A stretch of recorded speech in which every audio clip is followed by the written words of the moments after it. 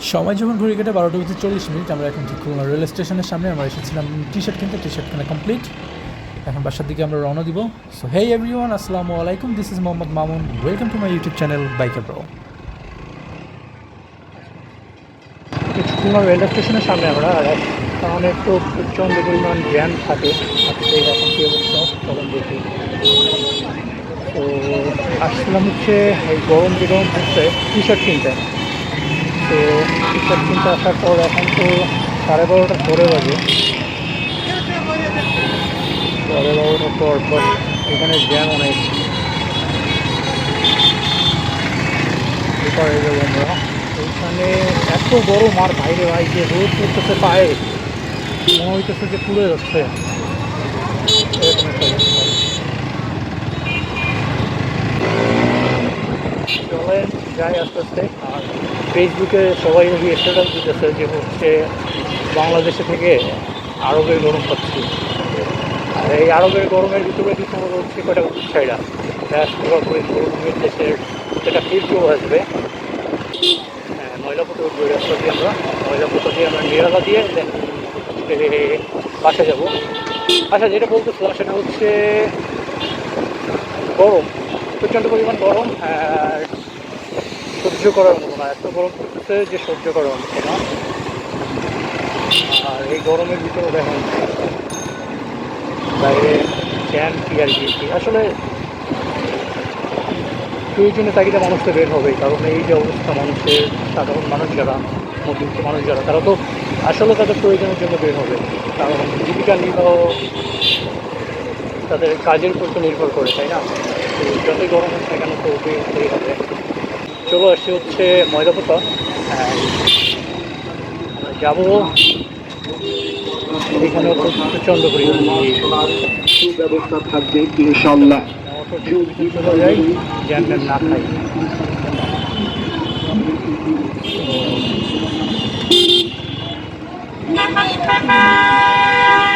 ভাই রে ভাই, এই জ্যাম সব কিছুই ঠিক আছে, কিন্তু রোদের ভিতর দাঁড়ানোটাই তো সব থেকে কষ্টকর ব্যাপার।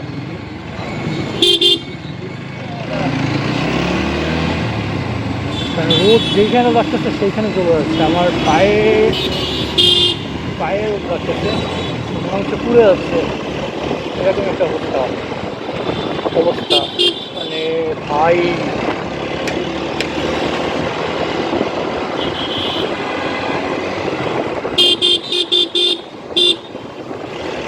ইনশাল্লাহ বাসায় যে নামাজ পড়বো সেই ইচ্ছা আছে জোরে।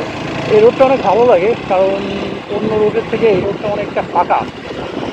আমি যদি শিববাড়ি থেকে যেতাম তাহলেও অনেকটা জ্যাম খেতে হতো। শিববাড়ি সোনাডাঙ্গা দিয়ে, সোনাডাঙ্গা আমি যদি খাবার থেকে সামনে থেকে যদি যেতাম অনেক জ্যাম খাওয়া হতো। তো এই রাস্তাটা একটু জ্যাম ফ্রি, মানে ময়লাপথা মোড়টা একটু কষ্ট করে পার হতে পারলে এই রাস্তাটা পুরোপুরি জ্যাম ফ্রি। কিন্তু এই রাস্তাটা নর্মালি ওই রাস্তাগুলোর মতো অতটা ইউজ থাকে, কারণ ওই দিক থেকে অনেকগুলো রাস্তা এসে এখানে অ্যাড হচ্ছে আর কি, শিববাড়ি এখানে। তো ওইখানে থেকে এখানে প্রেশারটা অনেক কম, তো ওই প্রেশার কমের কারণে একটু রাস্তাটা ফ্রি থাকে। তো চলেন এই সাইড থেকে চলে যাই, আমরা রাস্তা থেকে বের হয়ে যাই। আর একদম সামনে ফ্যান আমি পিছনে পড়ে গেলাম।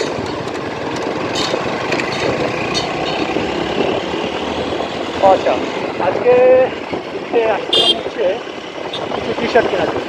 টি শার্ট কেনা হয়ে গেছে, তখন আর ভিডিও করি নাই, কারণ প্রচণ্ড পরিমাণ গরম লাগতেছিল। আর বাইক থেকে নামার পর তো মোটামুটি মনে হচ্ছিল পুরো ঘেমে গেছি, মানে একেবারে পুরো গোসল হয়ে গেছে। ওই সময় আর ভাই এনার্জি ছিল না। তো মনে হলো যে লাস্ট ব্লগ আপলোড করলাম কয়েকদিন আগেই, ঈদের পর 1 মাস পর ওই ব্লগটা আপলোড করছি। তো দেখলাম যে যেহেতু 1 মাস পর ব্লগ আপলোড হয়েছে, আর একটা ব্লগ দেওয়া উচিত, যেহেতু বের হয়েছি আপনাদের সাথে একটা ভিডিও কেন শেয়ার করবো না। তো যেইভাবে সেই কাজ, আমরা এখন চলে আসছি মেবি নিরালা বাজার, নিরালা চলে আসছি। এরপর হচ্ছে গলামারি, গলামারি ব্রিজের উপরে একটু স্পিড হয়, কারণ হচ্ছে ওইখানে যে ব্রিজটা সেটা ভেঙে আবার নতুন করে করা হচ্ছে, মানে ওটা সংস্কার করা হচ্ছে, সংস্কার না নতুন করে করা হচ্ছে। হ্যাঁ, তো এই জন্য একটা ব্রিজ ভেঙে ফেলছে, আর একটা ব্রিজের পরে থেকে যাতায়াত হচ্ছে, মানে যাইতেছে এক সাইড তো এক সাইড আসছে, এই জন্য একটু জ্যামটা বেশি হচ্ছে। তো আমাদের ভিডিও কিন্তু রিচ করতেছে, আপনারা অনেক বেশি ভালোবাসতেছেন। লাস্ট যে ব্লগটা আপলোড করছি ওইটা 1 দিন যে 2 দিনের যে ভিউটা হয়েছে বা যে যে ভিডিওটা যতটা রিচ করছে আলহামদুলিল্লাহ, কারণ 1 থেকে 1.5 মাস পর ভিডিও আপলোড করছি। তো আমি এতটা রিজার্ভ করি নাই যে আপনারা এতটা ভালোবাসা দেবেন। 1 মাস পর ভিডিও দিচ্ছি যে এতটা ভালোবাসবেন, আমি এতটা রিজার্ভ করি নাই।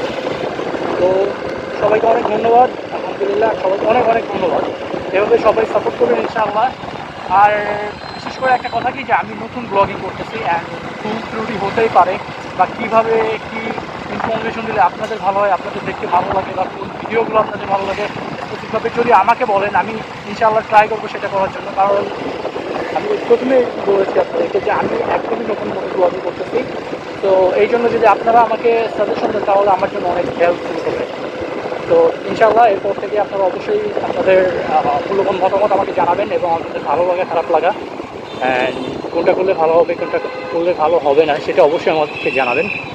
হোপ রাখতেছি। আর এখানে জ্যামের কথা বলছিলাম, এখান থেকে জ্যামটা শুরু হয়ে গেছে,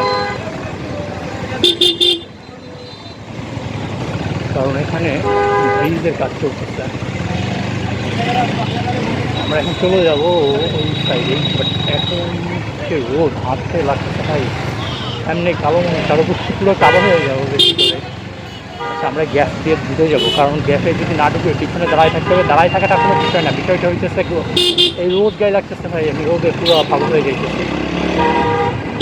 যাক আলহামদুলিল্লাহ এখান থেকে বের হয়ে আসতে পারছি। এই যে হচ্ছে সাইডে এই যে রাস্তাটা, এটা দিয়ে নতুন ব্রিজের কাজ চলতেছে।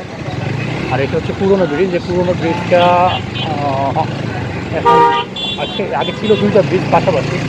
তো এখন হচ্ছে একটা ব্রিজ ভেঙে ফেলছে, আর একটা ব্রিজ হচ্ছে আছে। এই যে ব্রিজটা এটা ভেঙে ফেলছে, এখন এইটা কাজ শুরু হয়ে গেছে। ওই যে আজকে হচ্ছে মেবি 18 তারিখ, 18 বা 19 আমি ছিল না, 18 তারিখ হয়তো বা।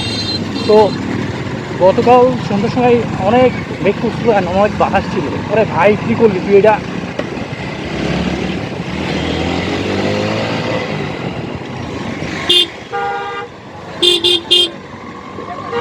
এখন বিষয় হচ্ছে গতকাল মনে হচ্ছিল খুব বৃষ্টি হবে, কিন্তু বৃষ্টিটা হলো না, কারণ অনেক অনেক মেঘ করছিল, আমি অনেক বাধা করছিল, ভাবতেছিলাম মনে হয় হয়তো বৃষ্টি হবে আর মানুষ একটু প্রশান্তি পাবে। না, আল্লাহ রাস্তায় বৃষ্টি দিল না। তো যাই হোক, সবাই তো খুব দোয়া করতেছে বৃষ্টির জন্য। বৃষ্টি আল্লাহর রহমতের বৃষ্টি কখন দেয় আমরা সেই অপেক্ষায় আছি, কারণ এই যে রোদ আর এই যে গরম পড়ছে, বৃষ্টি না হলে এই গরম কমার কোনো উপায় নাই। তো একটা অবস্থা, তো কালকে মনে হচ্ছিল বৃষ্টি হয়ে যাবে, মানে বৃষ্টি হবে হবে এমন একটা অবস্থা, হয়ে গেল বৃষ্টি, বাট বৃষ্টি হয় নাই। আর হচ্ছে অনেক মেঘ করছিল, লাস্ট ফিনিশিংয়ে কিছুটা বাতাস হয়েছিল, তারপর আর বৃষ্টি হয় নাই। বাট রাতের বেলা ঘুমাইতে যে প্যারা খাইছি ভাই, যে গরমে মানে ফ্যান চলতেছে, মনে হচ্ছে কি যে ভাই গরম, মানে রুমের ভিতর পুরো আগুন হয়ে গেছে। তারপর রাত 1টার দিকে যে গোসল করছি, গোসল করে এসে শোয়ার পর 1টা-2টার দিকে ঘুমাইছি। তারপর আবার ঘুম ভেঙে গেছে, গা হাত পা পুরো ঘেমে গেছে, ফ্যান চলতেছে, গা হাত পা পুরো ঘেমে গেছে। তো এই অবস্থা গরমের। তো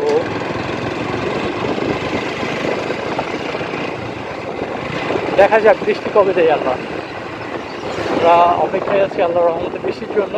ইনশাআল্লাহ আল্লাহ তার বান্দাবান্ধীদের কষ্ট অবশ্যই বুঝবে ইনশাআল্লাহ, তাড়াতাড়ি বৃষ্টি দিয়ে দেবে। কারণ আমাদের থেকে আমাদের ভালো আমাদের রব্বুল আলামিন, আমাদের আল্লাহ বুঝেন। তো আমরা মনে করতেছি এখন বৃষ্টিটা প্রয়োজন আমাদের জন্য।